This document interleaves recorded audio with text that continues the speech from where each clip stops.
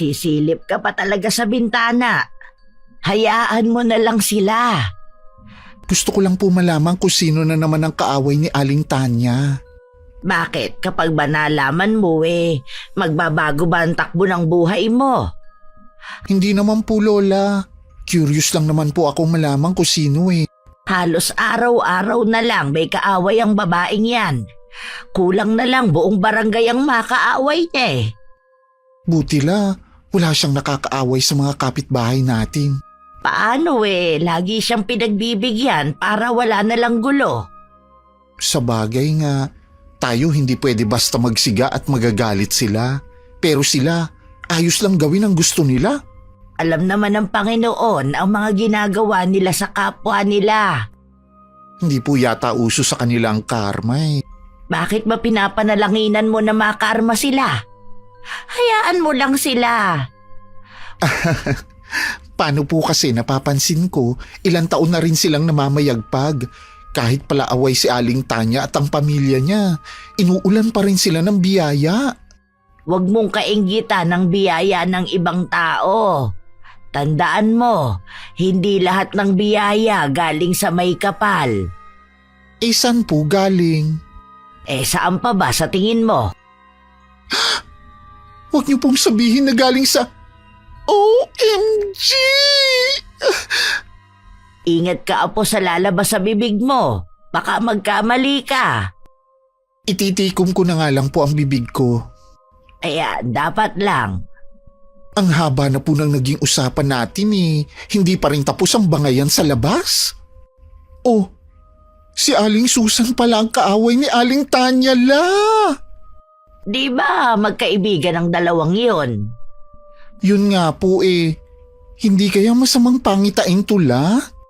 Paanong masamang pangitain? Kung nakaaway na ni Aling Tanya ang best friend niya, hindi kaya ibig lang sabihin baka tayo na ang isunod. Ikaw talagang bata ka. Kung ano-anong sinasabi mo dyan. Imbis na ipagdasal mo na hindi tayo awayin ng kapitbahay natin gusto mo yata na mapaaway tayo. Sorry na la, joke lang naman. Ikaw talaga, puro kakalokohan. Doon ka na nga sa kusina, magsaing ka na lang, kaysa makinig ka sa away ng kapitbahay. Ang aga pa naman la, ano tayo, nasa probinsya pa ba? Ang kulit mo kasi Tapos na naman ang away dumating na kasi si konsehal. Asus, kunwari pa ang mga to. Kahit si Aling Tanya ang may kasalanan, doon pa rin sila kakampi. Iba na talaga kapag sanggang dikit. Hay nako, ikaw talaga. Ang dami mong napapansin. Wala po talagang makakaligtas sa matalas kong mga mata at pandinig. Naiiling na lang ako habang pinagmamasdan ko ang apo ko na nakasilip pa rin sa bintana. Itinuloy ko na lang ang paggaganchilyo ko. Maya-maya lang naman umalis na sa tapat ng bintana si Char at nagtungo na sa kusina. Kinabukasan maaga siyang umalis papuntang trabaho. Inaasikaso ko naman ang mga halaman ko sa maliit naming bakuran nang dumating si Tanya. Kayo po yata ang nagdidilig ngayon ng mga halaman. Wala ba ang apo ninyo? Maaga siyang pumasok sa trabaho. Ang ganda ng mga halaman ninyo. Halatang alaga talaga. Magaling talaga mag-alaga ang apo ko.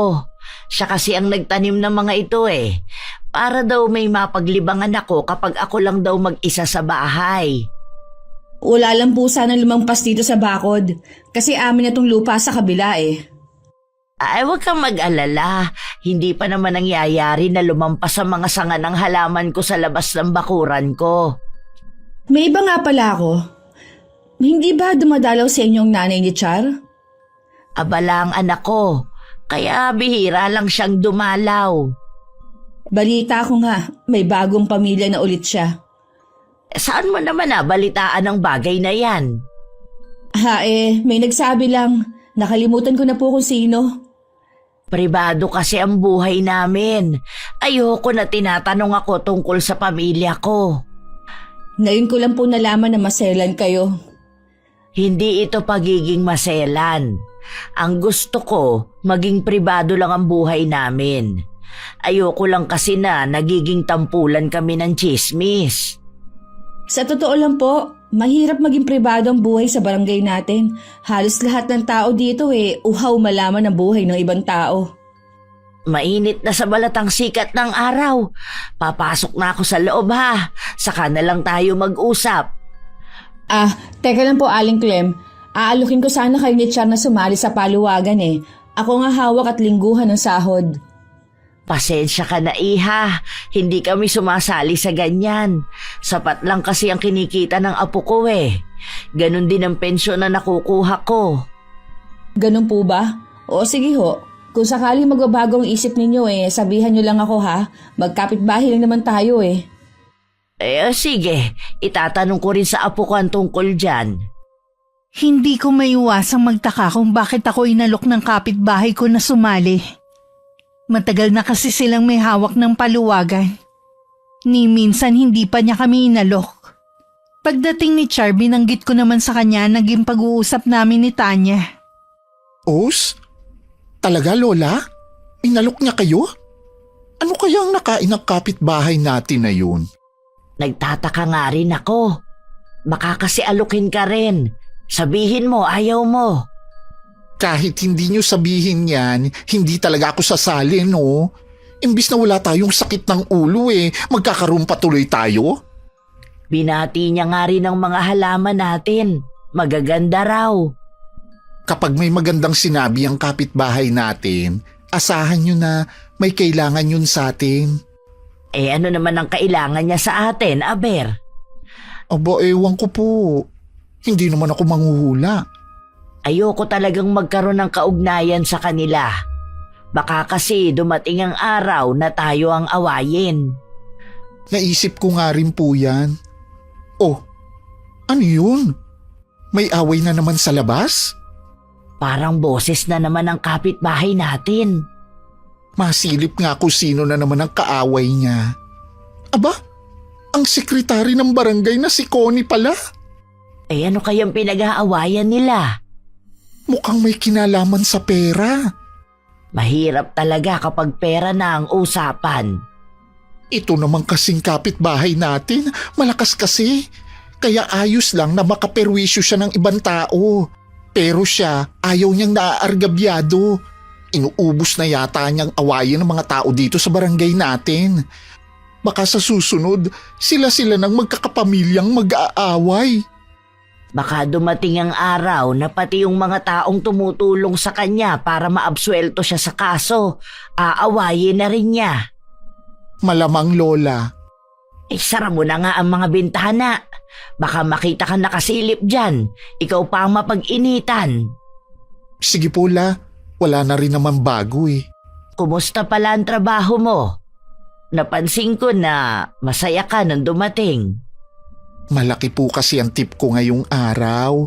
Bumili nga po ako ng pasalubong para sa inyo. Nakita niyo na po sa lamesa? Yung nasa supot ba? Ano ba ang laman nun? Yung paborito niyo pong empanada. Ay naku, salamat apo. Napakamaalalahanin mo talaga. Siyempre naman po. Kayo pa bang makakalimutan ko? Alam mo, inaalala ko nga kung paano kapag nawala na ako. Naku si Lola, dinalhan lang kita ng pasalubong nagdrama na. Matagal pa po ang buhay niyo. At kung sakali man na dumating ang araw na lilisanin niyo na ang mundong ito, kaya ko na pong pangalagaan ang sarili ko. Kahit nga po ngayon Subukan mo kasing makipaglapit sa nanay mo. May bagong pamilya na po ang inay. Ayoko nang makigulo pa sa kanila. Masaya na ako sa piling ninyo. Tama na yung paminsan-minsan nag-uusap kami. Ay siya, kung yan ang pasya mo di sige. Nang sumunod na araw, sunod-sunod ang nababalitaan namin ng apo ko na nagiging kaaway ng kapitbahay namin. Ipinagkibit-balikat na lang namin yun. Katwiran kasi namin basta hindi kami kasali sa gulo. Hindi ko akalain na darating ang araw na pati ang apo ko aawayin din niya. Char! Char! Lumabas ka dyan! Bakit ka ba sumisigaw? Wala rito ang apo ko. Ano ba ang problema mo? Nasa salon ba ang bakla mong apo ha? Hindi siya pumasok sa trabaho. May importante kasi siyang pinuntahan. Ano bang kailangan mo sa kanya? May nakarating sa akin na ipinagkakalat niya na palaaway daw ako at bala ko ng awayin ng lahat ng mga tao dito sa barangay. Ano ba ang pakialam ng apo ninyo sa akin ha? Kung sino man ang nagsabi niyan sa'yo, iharap mo sa akin ngayon mismo. Bakit pa? Ang gusto ko lang namang malaman kung anong motibo ng apo ninyo para gawin yon. Ako na mismo ang nagsasabi. Hindi yan sinabi ng apo ko. Ngayon, iharap mo sa akin ang taong nagsumbong sa'yo. Hindi na nga Ay kailangan... bakit hindi? Dahil wala naman talagang taong nagsabi sa'yo. Gawa-gawa mo lang yan. Aling Clem, Nananahimik kami rito ha. Huwag mo kaming idamay sa magulo mong buhay. nananahimik din naman ako dito ha. Tapos may magsasabi sa akin nun. Ang pagsabihan mo ang nagsabi sa'yo kung totoo man. Huwag kang mag-iskandalo rito. Parang pinalalabas ninyo na sinungaling ako. Nagawa-gawa ko lang ang sinasabi ko. Ganon na nga ang mangyayari kapag hindi mo inilabas ang taong tinutukoy mo. Kung hindi ka marunong mahiya, bigyan mo kami ng kahihiyan ng apo ko. Tahimik at simple lang ang buhay namin. Ni minsan wala kaming inagrabyado na ibang tao. Alam yan ng mga taga rito. Pagsabihan nyo na lang ang apo ninyo. Huwag ka mong gumaya sa iba na mahilig mangyalam sa buhay na may buhay.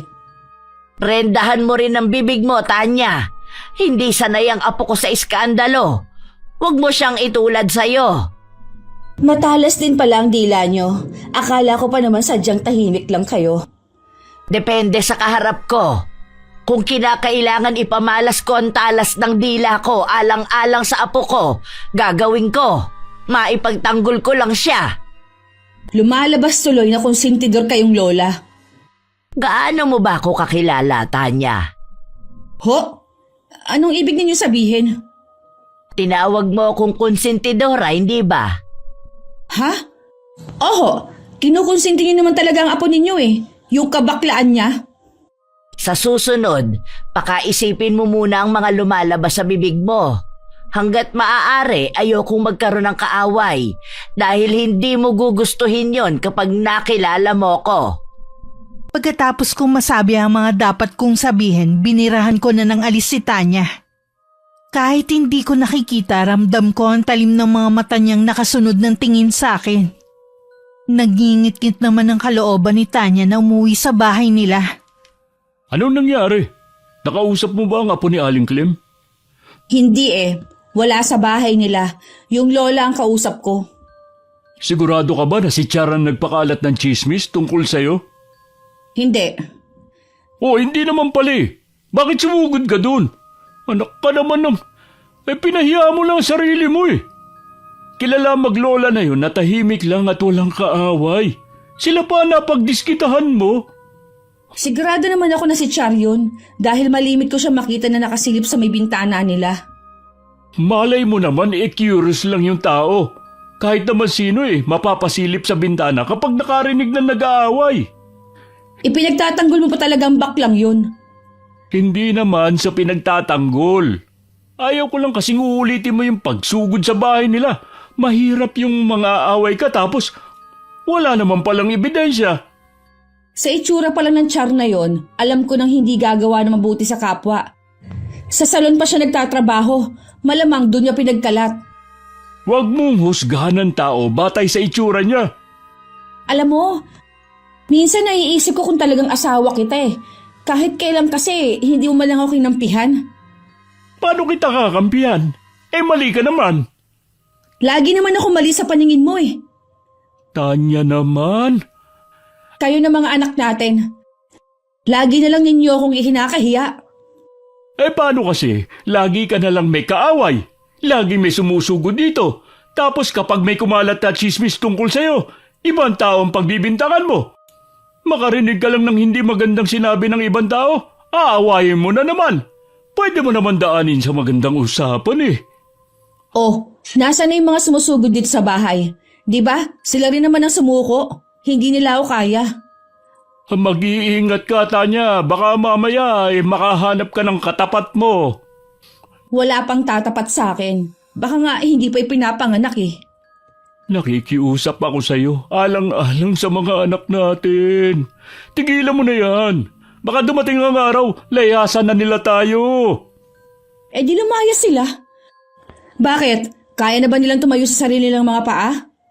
Hindi naman porket hindi pa nila kaya, hindi na nila tayo lalayasan.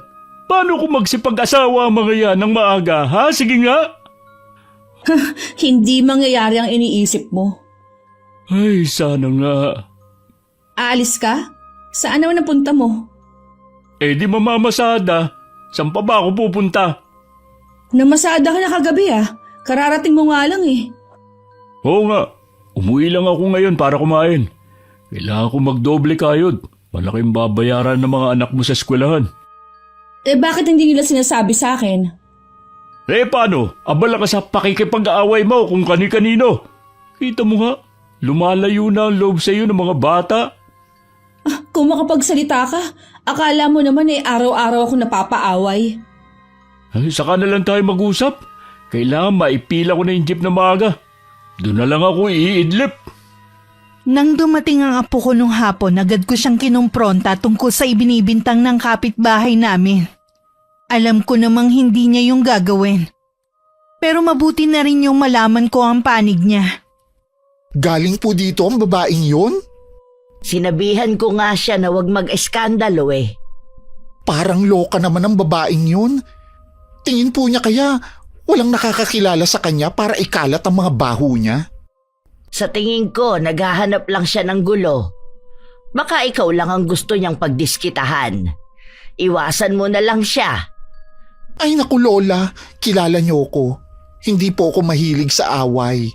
Abala po ako sa trabaho at sa personal kong buhay. Pinapaalalahanan lang naman kita.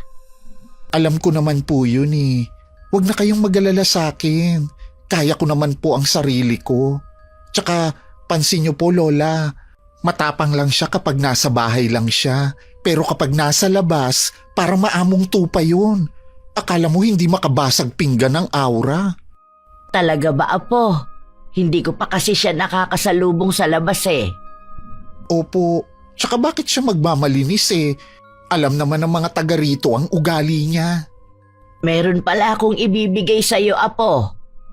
Heto, isuot mo. Pulseras? Para saan po to? Parang ngayon ko lang po nakita to. Nakatago lang kasi yan. Pero para talaga yan sa'yo. Lagi mo yang isuot ha. Kahit anong mangyari, huwag mong aalisin sa katawan mo yan. Ang cute naman ito, Lola. Salamat ha. Bagay ba sa akin?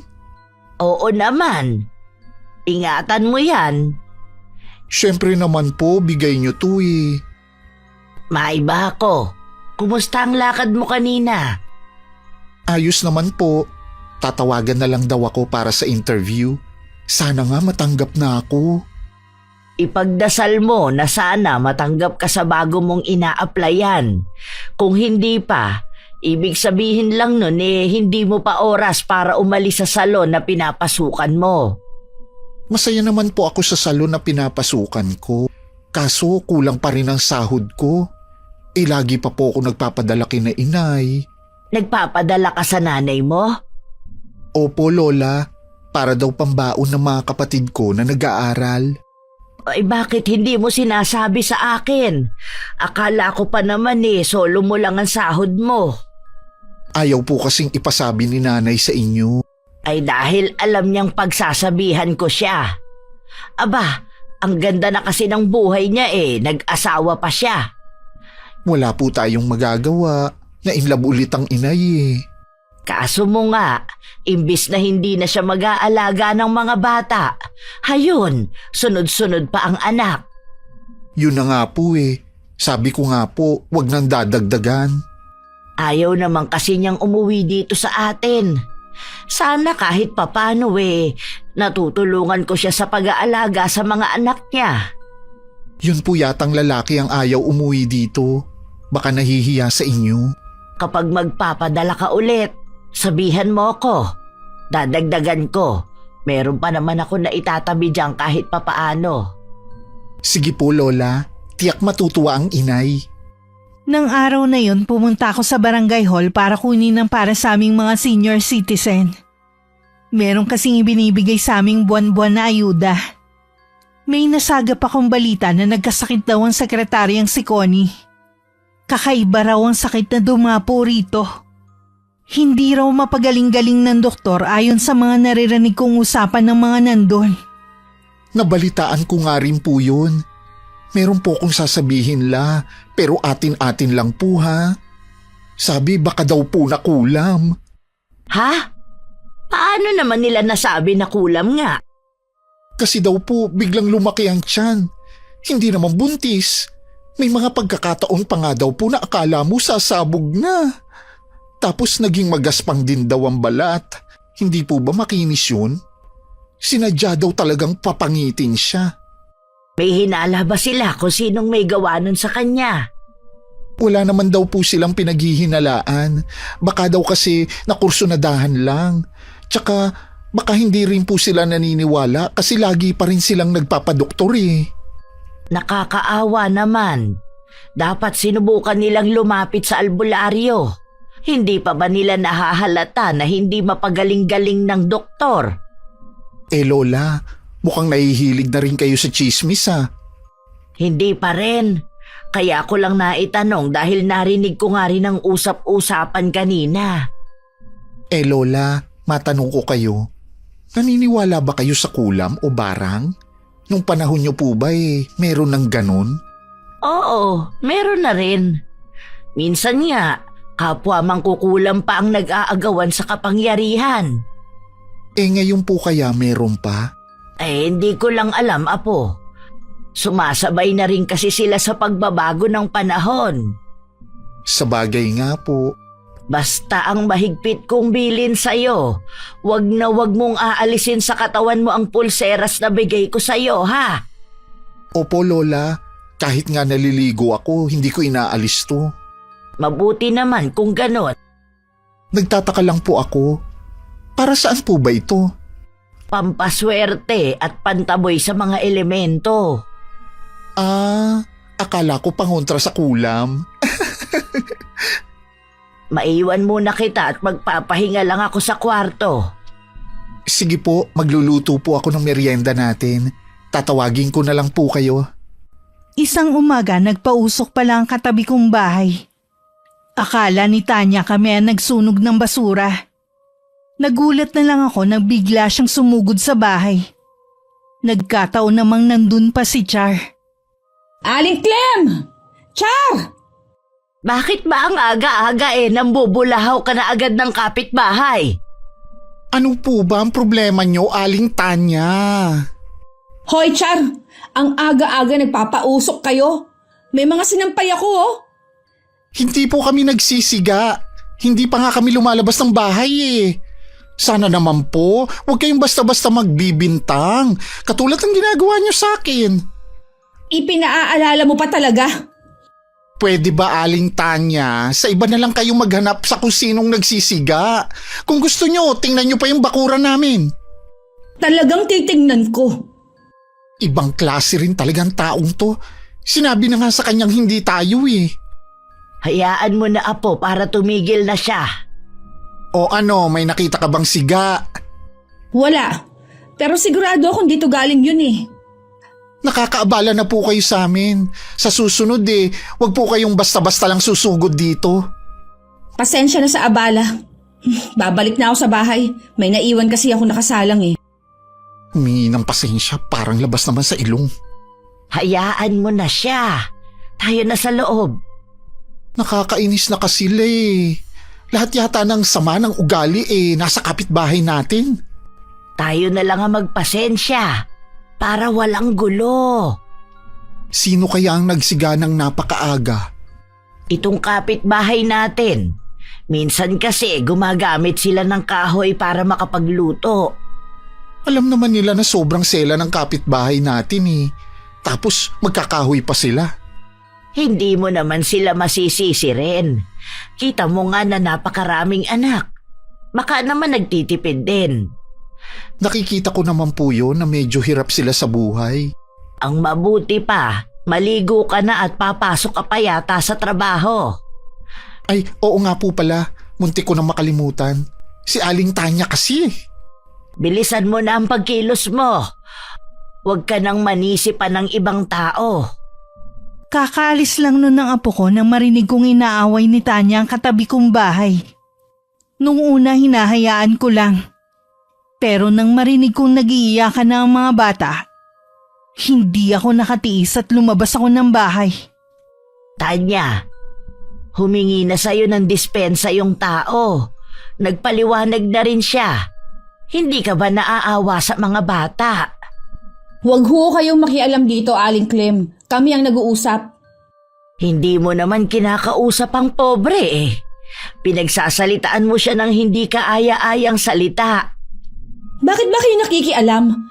Di ba mga pribadong tao kayo ng apo ninyo? Magkulong na lang kayo sa bahay nyo. Hindi ko kasi matiis yung ginagawa mo. Dahil ba sa hindi sila lumalaban? Baka po nakakalimutan ninyo kung sino ang pamilya ko dito. Alam ko naman, dating tinitingala kayo rito. Pero noon pa yon. Ngayon, iyang lupa na lang na kinatitirikan ng bahay nyo ang meron kayo.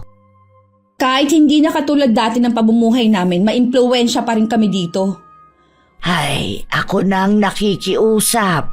Lubayan mo na ang mag-iina. Wala naman silang laban sa'yo eh. Hoy!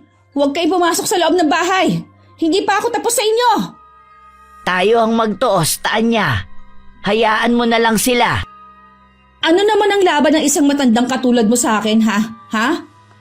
Bastos ka talaga. Alam mo, wala akong laban sa'yo dahil mahina at matanda na ako. Pero oras na gawin mo ulit yan. Marami ang titistigo sa gagawin mo. Bakit hindi ko kagad napansin na marami na palang tao? Masyado ka kasing nagpapadala sa galit mo eh. Kaya wala kang nakikita sa paligid mo. Tanya! Sabi ng anak mo, nandito kang araw. Ano na naman ba ito, ha? Pagsabihan mo ang asawa mo, David. Hindi na kasi tama ang ginagawa niya. Pasensya na kayo, Aling Clem. Bakit mo humihingi ka ng pasensya? Sila nga itong perwisyo sa atin eh. Mabuti pa, umuwi na tayo. Meron daw sasabihin sa'yo mga anak mo. Ano naman ang sasabihin nila?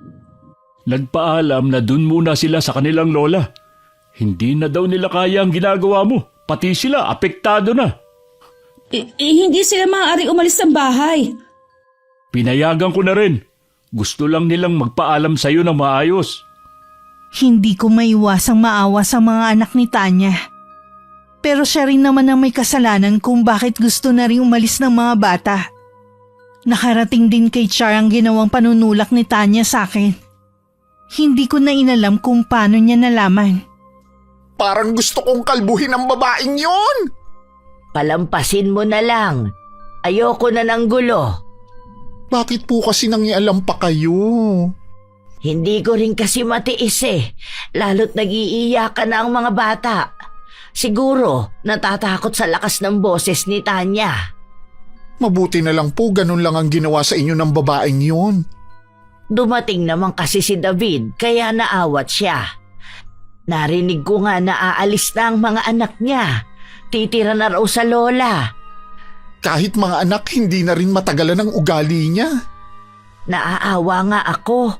Sana walang magmana sa ugali ng kanilang ina. Oo nga palala. Meron akong masamang balita sa inyo. Anong masamang balita, Apo? Isa po kasi ako sa natanggal sa salon. Kailangan po talaga magtanggal dahil mahina. Walang pampasahod sa mga tao. Marami na kasing nabibili online na ginagamit sa mga buhok kaya halos wala nang nagpupunta sa salon. Makakahanap ka rin ng bagong trabaho. Inaalala ko lang kasi ang pagpapadala kay inay. Kapag tumawag sa'yo, ako ang kakausap sa kanya. Sige po, bukas na bukas din magbabaka sakali akong maghanap ng trabaho habang hindi pa ako tinatawagan ng mga inaplayan ko.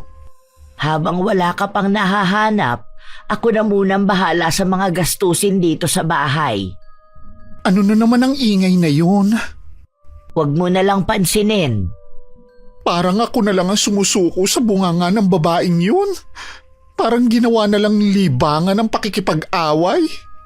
Malakas talaga ang loob ng kapitbahay natin dahil may kapit siya. Kailan kaya magbabago ang nanunungkulan dito?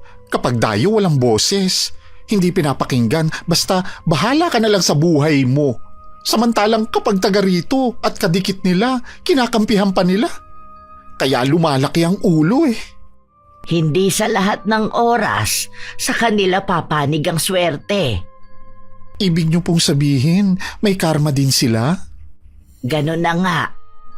Habang wala pang trabaho ang apo ko, naisipan niya muna mag-ihaw-ihaw sa tapat ng bahay namin. Sa 3 araw nagrereklamo na si Tanya sa amin. Binilinan ko naman ng apo ko na makipag-usap ng maayos para hindi na humaba ang gulo. Hoy, hindi ka pwede magtinda dito. Pumapasok ang usok sa loob ng bahay ko eh. Pwede niyo naman po siguro isara ang mga bintana at pinto para hindi pumasok ang usok. Pumapasok pa rin. Mahihi ka si David. Paano kapag lumala ang sakit niya? Tutulong ka ba sa pagpapagamot? Ano po ang gusto niyong mangyari, Aling Tanya? Kung hindi mo ililipat yung ihaw-ihaw mo sa ibang lugar, tumigil ka na sa negosyo mo. Ha? Ano po? Hindi ka naman siguro bingi, ano?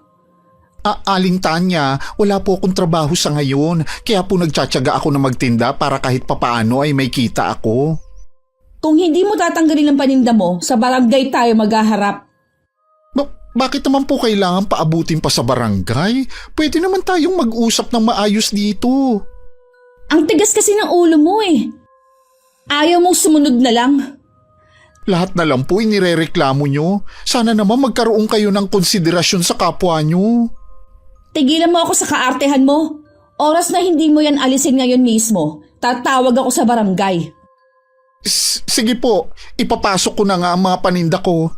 Masaya na siguro kayo. Si Tanya ba yung kausap mo kanina? Opo, Lola. Bakit po kayo lumabas? Baka mamaya lalong lumala ang trangkaso ninyo. Gusto ko lang kasing makatiyak na si Tanya nga ang kausap mo. Siya nga po at gusto niyang ipatigil ang pagninegosyo ko. Pumapasok daw kasi ang usok sa bahay nila. Ito ngang kapitbahay natin na mas malapit hindi nagrereklamo eh. Gusto ko na nga po siyang patulan kanina kung hindi lang dahil sa bilin ninyo eh. Pasensya ka na, apo. Gusto ko kasing iiwas ka sa gulo. Kahit naman po umiiwas, siya talaga ang lalapit. Kita niyo naman, nananahimik ako dito at naghahanap buhay. Gusto niya tumigil ako? Tama po ba yun? Sundin mo na lang, apo. Pero huling beses na itong pagbibigyan natin siya. Sige po, Lola. Ililigpit ko na to. Buti na lang, konti lang ang natira. Kung hindi, sayang. Nang mga sumunod na araw, hindi naman kami ginugulo ng kapitbahay namin. Nababalitaan pa rin naman namin na lagi siyang may kaaway. Mabuti na lang sinusunod ako ng apo ko na wag nang patulan ng pagpaparinig ni Tanya. Anong ginagawa mo, apo? Inaayos ko po itong mga gamit sa pagmamanicure. Baka po meron pong magpalinis sa akin. Mabuti na yung nakaredy na. Napakamadiskarte mo talaga sa buhay. Hindi na ako mag-aalala kung sakaling maiwan kang mag-isa. Hayan na naman po kayo sa pagsasalita ng akala nyo eh. Mawawala na kayo sa mundo. Matagal pa kayong mabubuhay. Alam ko naman yun. Natutuwa lang kasi ako dahil hindi ka katulad ng ibang kabataan na puro barkada ang inaatupag. Kailangan po talagang kumayod, lalo na't buntis na naman ang inay. Ha? Kailan mo siya nakausap? Kahapon po habang wala kayo. Ang galing ang tumiming ng inay. Tumatawag kapag wala kayo. Hindi niyo tuloy siya makausap. Pambihira talaga ang nanay mo, oo. Hindi man lang talaga nag-iisip. Iyon na nga po eh. Kung kailan umidad, tsaka naman dumami ang anak. Bali 5 na po niya yung ipinagbubuntis niya.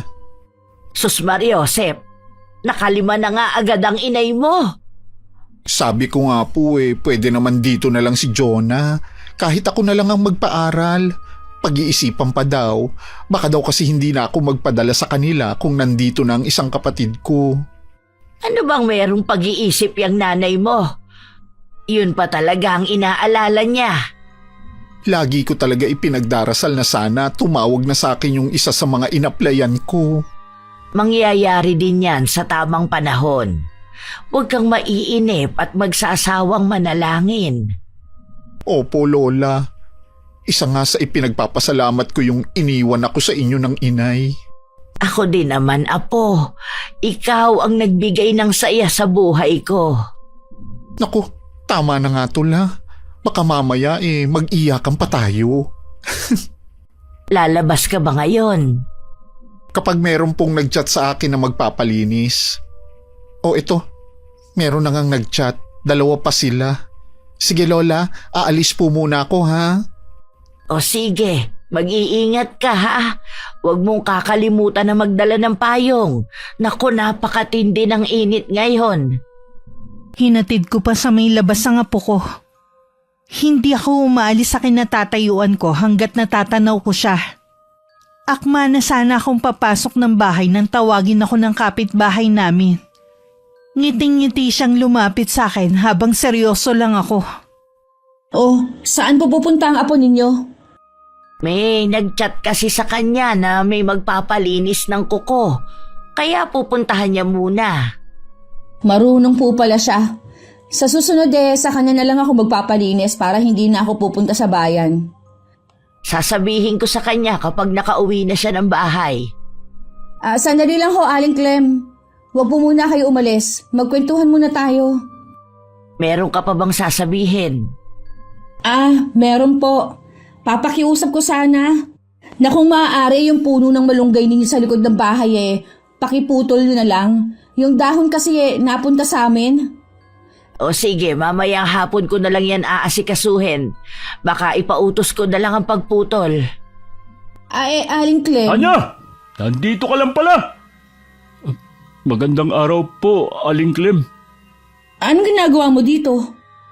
Sinundan kita. Maiwan ko na kayong dalawa. May gagawin pa kasi ako sa loob ng bahay. Sige po, Aling Clem. Bakit mo ako sinundan dito, ha? Baka kasi guluhin mo na naman ang maglola Kinausap ko lang naman kung pwedeng putulin ang puno nila na malunggay sa likod. Nakakapagod ng lagi nagwawalis Pati ba naman yung nananahimik na puno ng malunggay inirereklamo mo? Lahat na lang.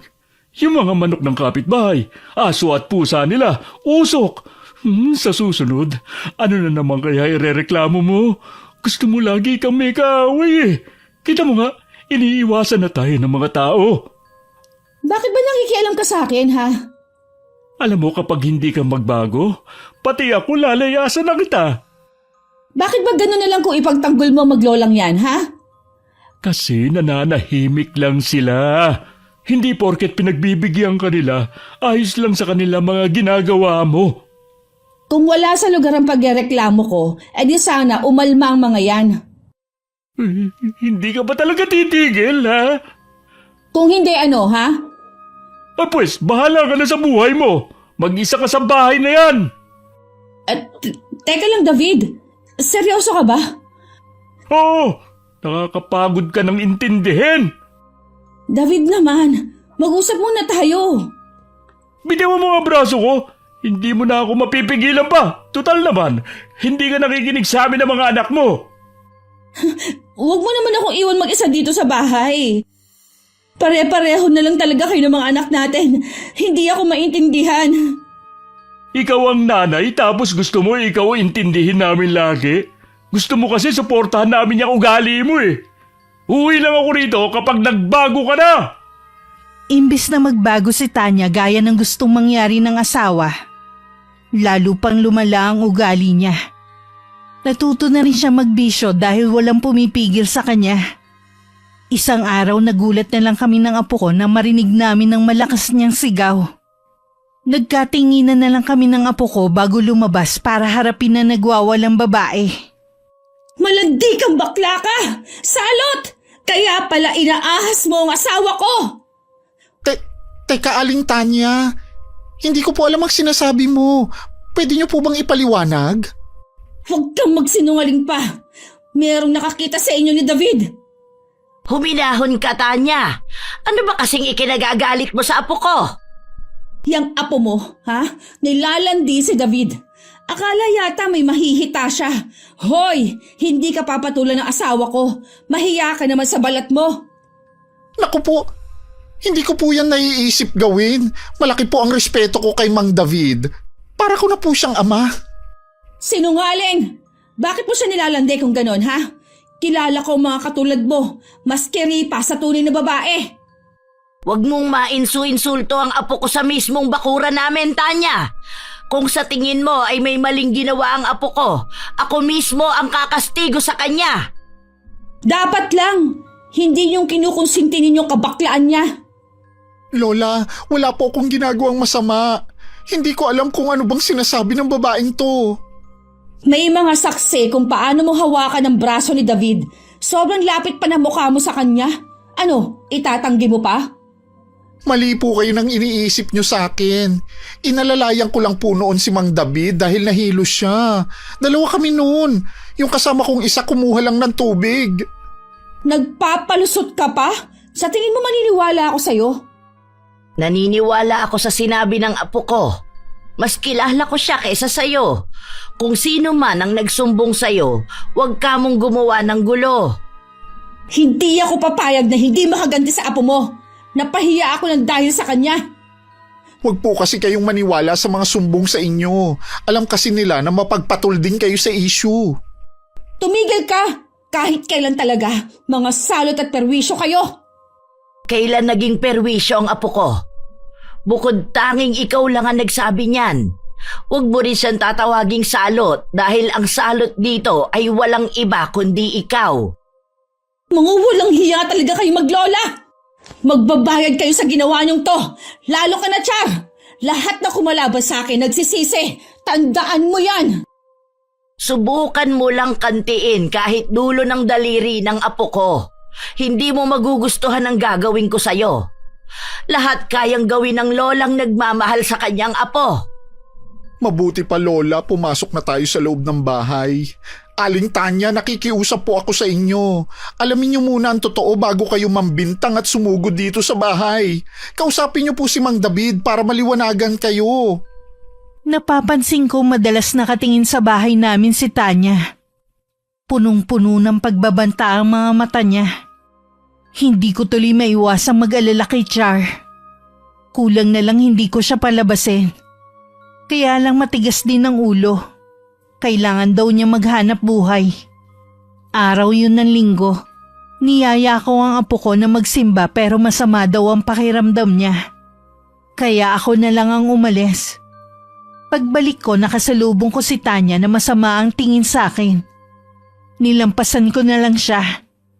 Pagdating sa bahay, naapoy ng lagnat si Char. Ano ba ang masakit sa iyo, apo, maliban sa mataas ang lagnat mo? Buong katawan ko po masakit. Parang binugbog ang pakiramdam ko.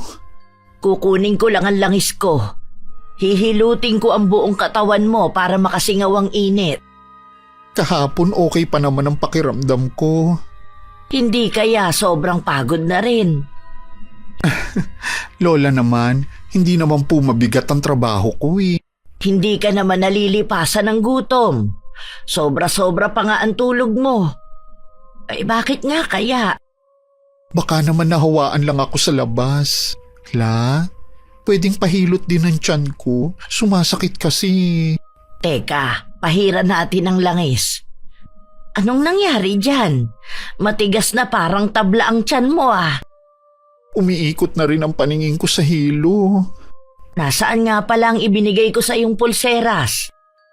Suot ko pa rin po. Parang alam ko na kung bakit ka nagkasakit. Mabuti na lang suot mo yan, kundi mas malala pa ang mangyayari sa'yo. Ano pong ibig niyo sabihin?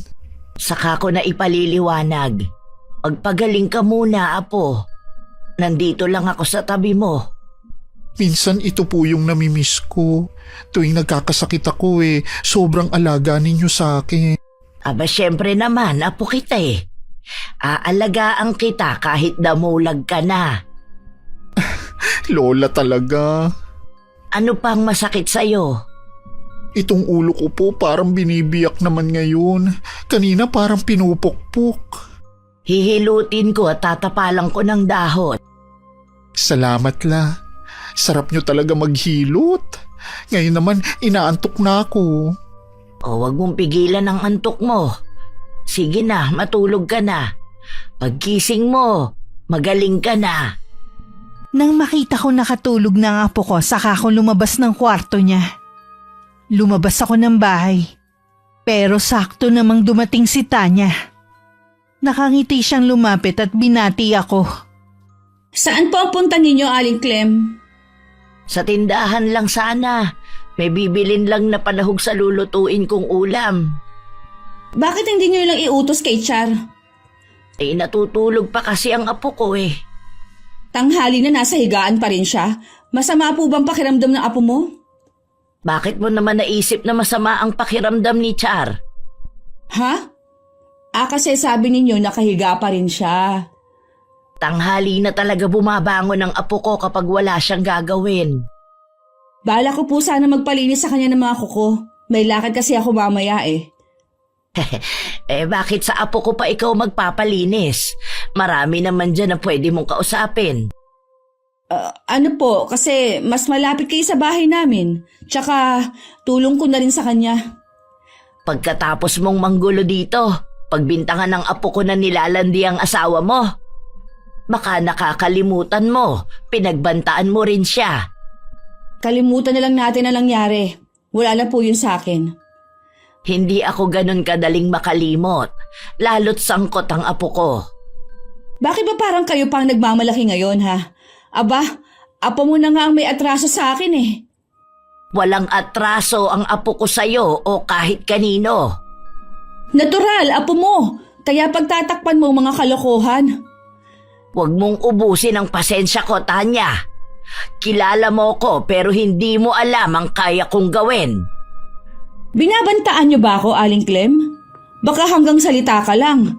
Ano bang magagawa ng isang matandang katulad ninyo? Marami akong kayang gawin kaya huwag mong subukan kantiin ni dulo ng daliri ng apo ko. Magkakasubukan tayo. Bakit ang tapang niyo yata ngayon, ha? Dahil apo ko na ang pinupuntirya mo. Hindi po yan totoo. Hindi ako basta nagagalit kung walang ginagawang masama ang apo ninyo. Hindi mo nga kayang patunayan yung mga ibinibintang mo eh. Nasanay ka kasi na laging pinagbibigyan. Hindi sa lahat ng oras, laging nakapanig sa'yo ang swerte. Dahil marami nang dumadaang mga tao kaya siguro na nahimik na lang si Tanya. Sumagi tuloy sa isip ko marunong din pala siyang mahiya. Sa tindahan nga ako nagpunta at binilhan ko ng makakain si Char. Sigurado kasing gugutumin siya pagising niya. Nung hapon, gaya ng inaasahan, agad na naghanap ng pagkain si Char. O dahan-dahan sa pagsubo, baka naman mabilaukan ka. Wala ka naman kaagaw sa pagkain eh. Pakiwari ko bala, ilang araw na akong walang kinain. Tingnan niyo yung kamay ko, hindi pa rin tumitigil sa panginginig. Kaya nga nagluto ako ng paborito mo at nagsaing ako ng marami. Baka po maubusan ko kayo ng kanin, Lola. Ayos lang, pwede naman akong magsaing mamaya. Pagkatapos mong kumain, magpahinga ka muna at saka ka maligo. May pinakuluan ako mga dahon-dahon dyan, yun ang ipaligo mo. Para saan po yung mga dahon? Iwas binat at para makaiwas na pasukan ka ng hangin. Yung ulo mo ang una mong buhusan. Tapos, wag mong tatanggalin yung pulsera habang naliligo ka. Sige po, Lola. Susundin ko ang sinabi ninyo kahit hindi ko po maintindihan. Hindi ka naman kasi pwedeng lumabas ng bahay hanggat hindi ka nakakaligo. Ano po kaya ang naging sakit ko, La? Kung hindi kita naagapan, naku malamang baka naglalakad ka na ng nakahubo sa kalsada. Po? Parang nababaliw? Ganon? Oo, meron kasing gustong sumalbahe sa'yo eh. Gusto niya mawala ka sa tamang katinuan. May gusto po bang kumulam sa akin? Ganun na nga. Nakatulong din sa'yo ang pulseras, kaya mahigpit ang bilin ko na wag mo yang aalisin sa katawan mo. Sino kaya ang gumawa nito sa akin? Wala naman akong nakakaaway, maliban sa kapitbahay natin. Kung sino man ang taong yon, hindi kanya magagalaw. Mabuti po, Lola. May alam kayo kung paano ko kontrahin ang kulam. Huwag mo na lang mabanggit sa ibang tao ha. Wala kasing nakakaalam kahit ang inay mo. Saan niyo po natutunan yan, Lola? Namana ko pa sa aking lola. Pero hindi ko naman talaga ginagamit.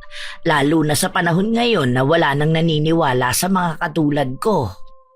Para po sa akin, isa yung biyaya. Ang swerte ko po talaga sa pagkakaroon ng lolang katulad ninyo. Siya, bilisan mo na sa pagkain mo. Kailangan bago lumubog ang araw, nakaligo ka na. Tapos na rin po ako. Magpapahinga lang ako sandali. Ang bigat naman ngayon ng tiyang ko sa kabusugan. Ilang araw ding hindi lumabas ng bahay ang apo ko. Kung wala pa nga tumawag sa kanya para magpalinis, hindi pa siya aalis. 3 katao daw ang magpapalinis sa kanya. Kaya natuwa naman siya. Nung hapon habang nagdidilig ako ng mga halaman, biglang dumating si Char. Akay-akay ng 2 kaibigan. Binugbog daw ang apo ko. Sabihin mo, apo, sinong may gawa nito sa'yo? Bakit ayaw magsalita ng 2 mong kaibigan? Si Tanya po, Lola, ang may gawa nito sa akin. Kasama niya po yung 2 niyang kapatid. Inabangan nila ako habang papunta ako sa huling customer ko. Sinabihan ko na siya, pero hindi siya nakinig sa akin. Imbis na kami ang kampihan sa barangay, kami pa ang napasama. Sabihin mo sa akin, apo, kung sino-sino sila. Isama niyo na po si Kapitana. Tinatawanan pa ang itsura ko. Sinabihan pa ako na malayo naman sa bituka, kaya pinauwi na nila ako imbis na dalhin sa ospital. Kahit kailan, hindi naman talaga maganda ang pamumuno ni Kapitana sa barangay natin. Puro na lang siya kamag-anak, mga kaibigan at mga kadikit niya ang pinapaboran niya. Oo nga po. Nakakapagsisi na siya ang ibinoto ko nung nakaraang eleksyon. Mula ngayon, ayoko na munang makikisalamuha ka sa mga taga rito. Magsasampa po ba tayo ng kaso, La? Wala rin namang mangyayari eh. Hindi rin naman natin makukuha ang hustisyang nararapat sa iyo. Kung ganun po, hahayaan na lang natin. Ako ang magbibigay ng hustisya sa iyo. Uumpisahan ko kay Kapitana. Ano pong gagawin niyo, La? Mabuti pang wala kang nalalaman, apo. Magpahinga ka na muna. Lola, may kumakatok po. Sige na, magpahinga ka na. Titingnan ko lang kung sino ang tao sa labas. Sige po, La. Hindi ko inaasahan na si David ang mapagbubuksan ko ng pinto. Hindi niya masalubong ang mga titig ko at tila nahihiya. Kahit galit ako sa kanyang asawa, pinatuloy ko pa rin siya. Anong sadya mo, David? Nabalitaan ko po ang nangyari. Sinabi sa akin ng anak ko. Walang kapatawaran ang ginawa ng asawa mo at ng mga kasama niya sa apo ko. Ipagdasal mong hindi malubha ang kalagayan niya. Dahil kung hindi, magbabayad ng malaki ang asawa mo. Kaya nga po ako narito para magbigay ng tulong pinansyal. Ako na rin po ang humihingi ng dispensa sa ginawa ng asawa ko. Bakit hindi siya ang humarap sa akin ngayon? Nahihiya po siya na humarap sa inyo eh. Meron pa bang kahihiyan ng asawa mo? Sa dami ng nakaaway niya? Pinagsabihan ko na rin po siya. Pinaliwanagan ko na rin na hindi totoong bintang niya sa apo niyo. Katunayan nga po niyan, nagpapasalamat pa ako kay Char. Kung hindi dahil sa kanya, baka mas malala pa nangyari sa akin. Noon mo pa sana yan sinabi sa asawa mo. Hindi na sana umabot sa ganito. Nagagalit din po kasi ako sa kanya kaya hindi ako nakikipag-usap. Patawarin niyo po ako. May kasalanan din ako sa nangyari. Hindi nagtagumpay ang asawa mo na kulamin ng apo ko, kaya binugbog na lang niya. Akala mo ba hindi ko alam ang sikreto ng asawa mo? Paano niyo po nalaman ang tungkol sa bagay na yan? Huwag ninyong maliitin ang kakayahan ko. Hindi niyo ako lubusang kilala. Nang gabing yon habang magkausap kami ni David, dumaing na matinding pananakit ng ulo si Char at pagsusuka. Kaya napilitang kaming dalhin siya sa ospital. Lumabas sa CT scan na may namumuong dugo sa utak niya. Kailangan di umano siyang operahan sa lalong madaling panahon. Sa tindi ng galit na nararamdaman ko ni ayaw pumatak ng mga luha ko. Nangako naman si David na siya ang gagastos sa lahat.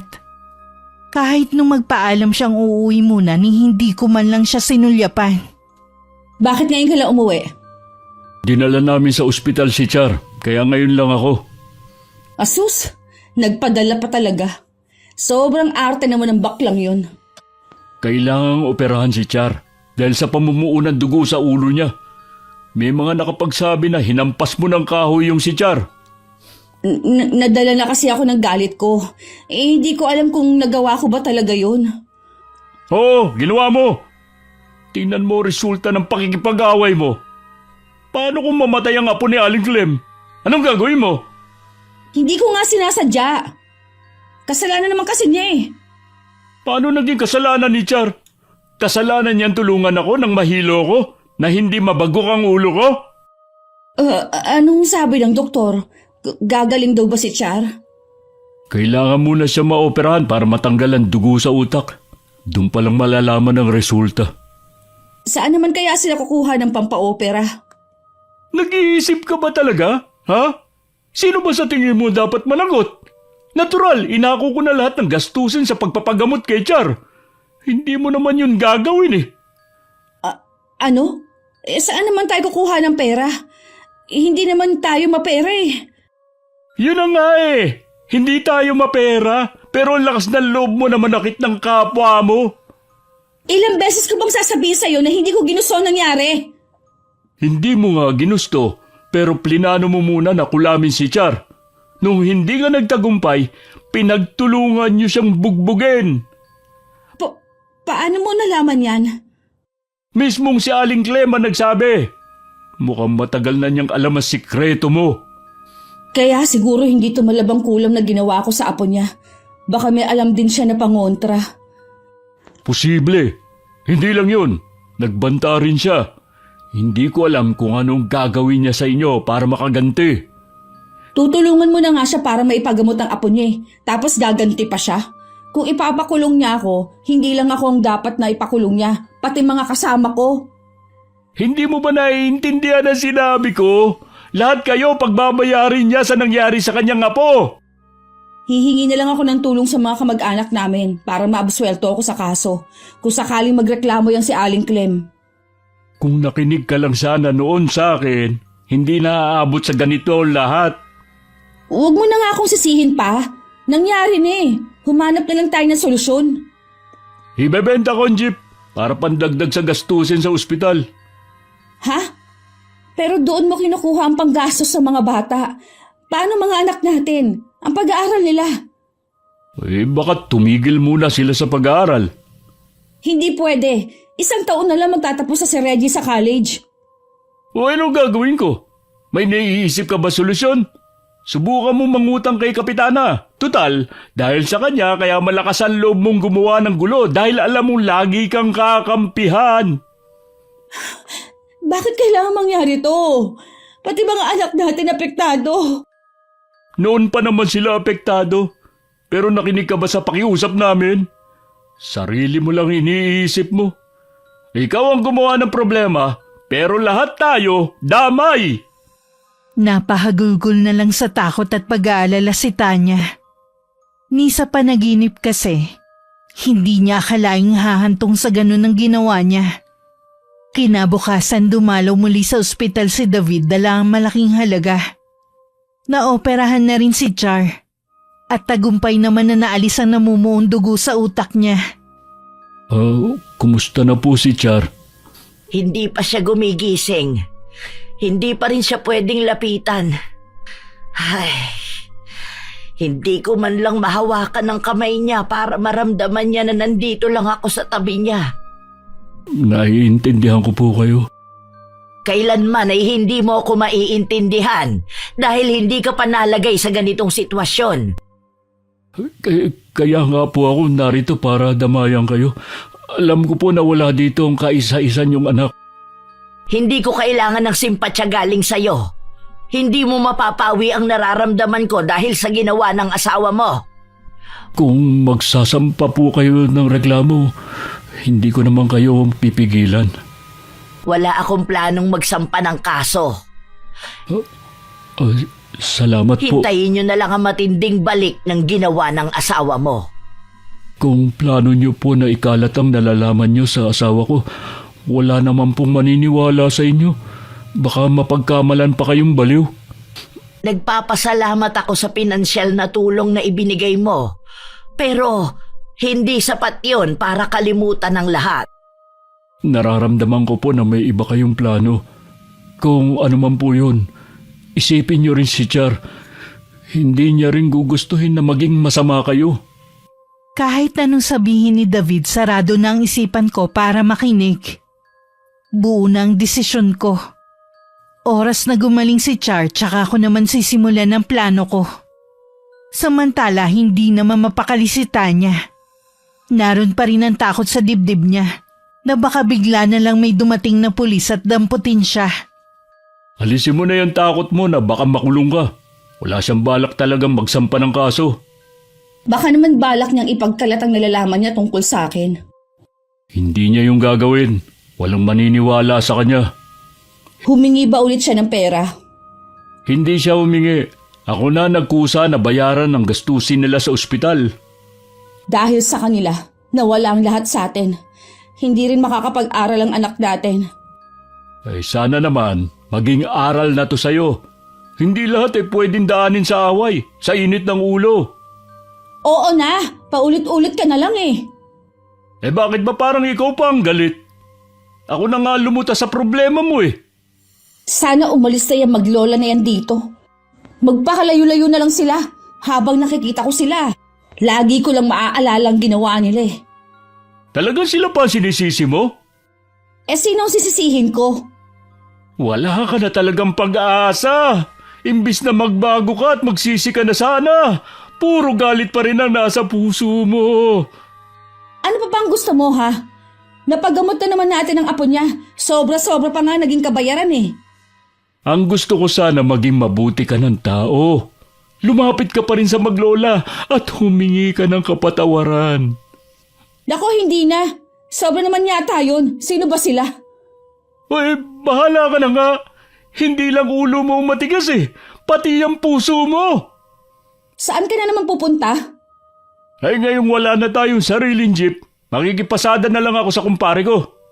Marami tayong dapat bayaran. Dapat nga maghanap ka na rin ng trabaho Ano naman kaya mapapasukan ko? Wala naman akong alam na trabaho. Kahit ano, basta marangal at pwede makatulong sa mga anak mo. Wala namang amor sa akin ng mga anak natin. Bakit pa ako magtatrabaho para sa kanila? Alam mo kung bakit lumayo ang loob nila sa'yo. Kasalanan mo rin. Ako na lang ang lagi mong sinisisi. Sino ba dapat? Ito na lang ang huling beses na tutulungan kita, ha? Tanda mo, wala ka nang maaasahan sa akin. May 1 buwan na rin mula nang maoperahan ang apo ko. Kasalukuyan lang siya nasa bahay at nagpapagaling pa rin. Marami pa rin ang bawal niyang gawin. Alam kong naiinip na siya pero kailangan sundin ang utos ng doktor. Kahit po ba sa labas ng bahay, bawal pa din? Hindi ka pa nga pwedeng maglakad-lakad. Baka makasama yun sa'yo. Gusto ko na rin kasing makita si Aling Tanya. Hindi na siya dumadaan sa tapat natin. Lagi ring sarado ang bahay nila. Mukhang umiiwas siya Sige na po, Lola. Maglalagay lang ako ng plastic na upuan. Naiinip na talaga ako dito sa loob ng bahay eh. Sige na nga. Tamang-tama, magdidilig din ako ng mga halaman. Salamat La, pinagbigyan niyo ako. Ako na ang magdadala sa upuan. Dahan-dahan ka lang sa paglalakad. Lola, may nagkukumpulan. Mukhang may pinag-uusapan sila. Hindi ka na nasanay sa mga tao na yan. Si Kapitana daw, na-aksidente at patay na. Para ka na ring nakagante, Apo. Teka lang Lola, makikinig lang ako. Sige lang, magdidilig lang ako dito. Ang tindi pala nang nangyari sa kanya. Naghahalusinasyon daw na hinahabol siya ng napakaraming insekto bago sinalubong ang paparating na kotse. Nalulungkot ka ba? Hindi naman po. Sa totoo lang La, may galit pa rin po ako sa kanila. Sana nakakapagtrabaho na ako ngayon, pero dahil sa kanila, alagain patuloy ako ngayon. Hindi naman habang buhay na alagain ka eh. Mahaba lang ang pahinga na kailangan mo. Wala akong mapaglibangan kundi ang makinig sa tsismisan ng mga tao sa tapat natin. Kahit papaano nakakabalita ka. Naalala ko tuloy kung paano ako pagtawanan ni Kapitana noon. Siguro, mas nakakatawa ang itsura niya ngayon dahil sa lasug-lasug daw kasi ang katawan. Akala niya kasi kaya siyang iligtas ng posisyon niya sa barangay. Siguradong matatakot na ang ibang gumawa sa'yo ng masama. Natatakot sila dahil baka sila naman ang balikan ng karma? Yun po bang ibig niyong sabihin? Oo Apo, ganun na nga. Nang mahimbing na ang tulog ni Char, bumangon na ako sa higaan. Gabi-gabi ko yung ginagawa nang hindi namamalayan ng apo ko. Sa likod ng bahay, dun ko isinasagawa ang orasyon para sa paghihiganti sa mga taong gumawa ng masama sa apo ko. Muli kong pinakawalan sa kadiliman ng gabi ang mga alaga kong insekto para maghasik ng lagim. Kinabukasan, balita sa buong baryo nangyari sa dalawang kapatid ni Tanya. Naabutan daw sila na wala ng buhay. Nilalangaw na rin at tinuuod na ang mga katawan. David! Sigurado ako. Ako na ang susunod sa kanila. Pinaparusahan na ako. Papatayin niya rin ako. Huminahon ka lang. Walang papatay sa'yo. Nandito lang ako para sa'yo. Hindi aksidente ang nangyari kay Kapitana. Pinatay siya. Alam ko yun. Ilang beses niya sinabi na parang may bumubulong sa kanya. Sinabihan daw siya ng albularyo na may bumabarang sa kanya. Masyado daw mabagsak ang taong yun. Hindi kayang labanan. Pero sino naman ang gagawa nito sa kanila? Hindi kaya si Aling Clem? Pero mahigit 1 buwan na ang nakakalipas. Kung gusto niya maghiganti, sana noon pa. Wala nang ibang gagawa nun kundi ang matandang yon. Gusto niya kaming paghigantihan. Tingnan mo nangyari sa mga kapatid ko. Wala siyang awa. Maliliit pa mga anak nila. Paano na sila?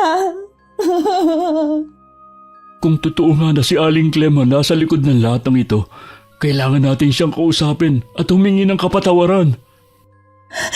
Bakit tayo hihingi ng kapatawaran, ha? Pinatay niya si Kapitana at ang 2 kong kapatid. Wala siyang puso. Kung hindi natin gagawin, isusunod ka na nga niya. Gusto mo ba yun? Ayoko. Pero natatakot ako lumapit sa kanya. Baka kung anong gawin niya. Kailangan mo maging matatag. Yun lang ang paraan para lubayan ka niya. Ikaw na lang makipag-usap sa kanya. Ayoko talaga sumama.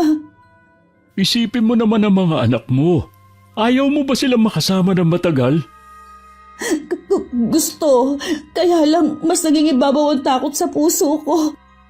Magbalik loob ka sa Panginoon. Isuko mo lahat ng nasa puso mo.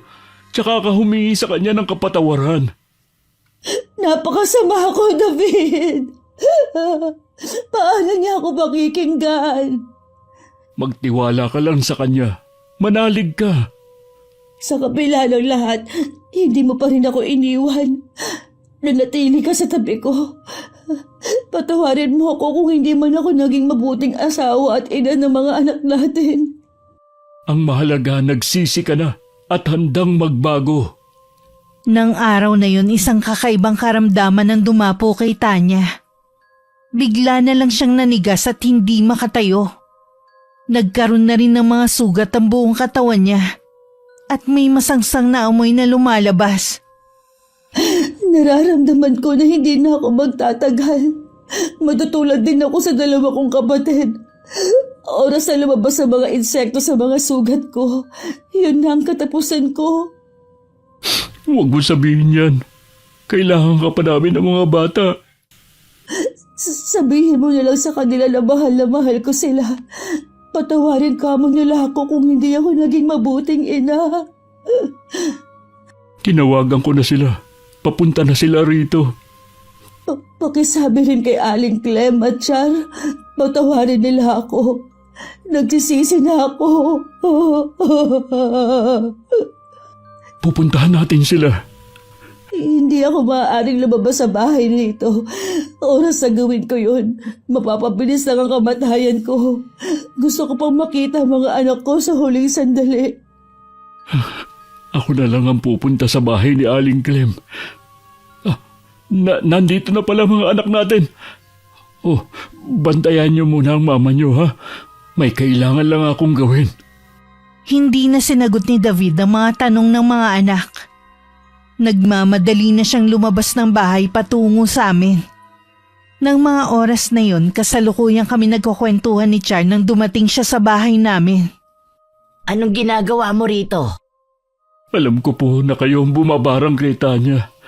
Lumuluhod po ako sa inyong harapan. Patawarin niyo na po ang asawa ko. Lola, totoo po ba na may alam kayo sa pangbabarang? Oo, Apo. Gusto kitang ipaghiganti sa mga taong gumawa sa'yo ng masama. Pero lagi niyo pong sinasabi sa akin na masama ang gumanti. Bakit kayo po mismo ang bumabali sa mga pangaral niyo sa akin? Kasi Apo, sumobra na sila sa ginawa nila sa'yo eh. Munti ka nang mawala sa akin. Gusto kong ibalik sa kanila ang galit ko. Hindi niyo po ba kayang patawarin si Aling Tanya? Si Mang David naman po ang gumagastos sa pagpapa-ospital ko. Akala ko ba'y galit ka sa kanila? Hindi ka rin naaawa sa sinapit nila. Dahil akala ko po sa natural sila namatay. Hindi ko po alam na kayo ang may gawa nun. Ayoko po na maging masama kayo. Wala akong lola na masama. Patawarin mo ko, Apo. Nagpadala ako sa matinding galit ko. Nagpatong-patong na ang nararamdaman ko sa puso ko eh. Ako na lang ang parusahan niyo, Aling Clem. May kasalanan din ako sa nangyari sa asawa ko. Hindi ko siya nagawang kontrolin sa ginagawa niya sa kapwa niya. Pero maniwala po kayo. Nagsisisi na siya ngayon. Tinatanggap na niya ang kanyang kamatayan. Sapat na sa kanya na makita sa huling sandali ang mga anak namin. Sa kabila ng pagiging mambabarang ko, gusto ko pa ring mamuhay ng normal. Patawarin mo ko kung may mga buhay nang nagbayad. Kung nalaman ko sana na mas maaga, napigilan sana kita lola sa mga plano mo. Dahil sa akin kaya mo naisip na barangin sila. Huwag mong sisihin ang sarili mo. Ang punot dulo nito ay walang iba kundi si Tanya.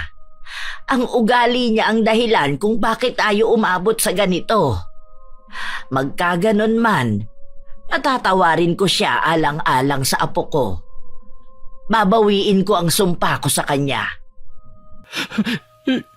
Salamat po, Aling Clem. Tatanawin ko po malaking utang na loob ang ginawa niyong ito. Char, salamat din sa'yo. Ikaw ang dahilan kung bakit nagbago ang isip ng lola mo. Wala po yun. Ginawa ko lang po ang tama. Babalikan ko na po mag-iina ko sa bahay. Salamat lola. Binawi niyo ang barang kay Aling Tanya. Bigyan pa rin po natin siya ng pagkakataon na magbago. Kaya lang, meron ang nakakaalam ng sikreto ko. May palagay po ako na hindi sila magsasalita. Nakita naman nila ang bagsik ng kapangyarihan niyo.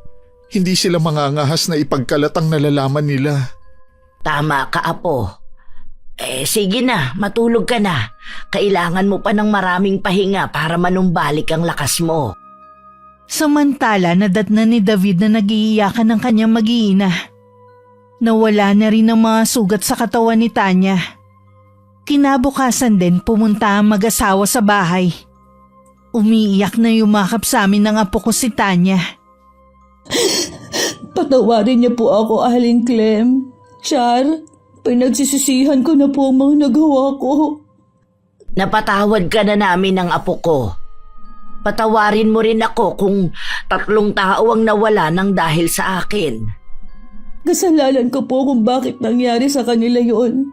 Walang dapat sisihin kundi ako. Huwag po kayong mag-aalala. Wala kaming pagsasabihan sa totoo ninyong pagkatao. Salamat kung ganon. Mahirap man kalimutan ang pangyayaring ito.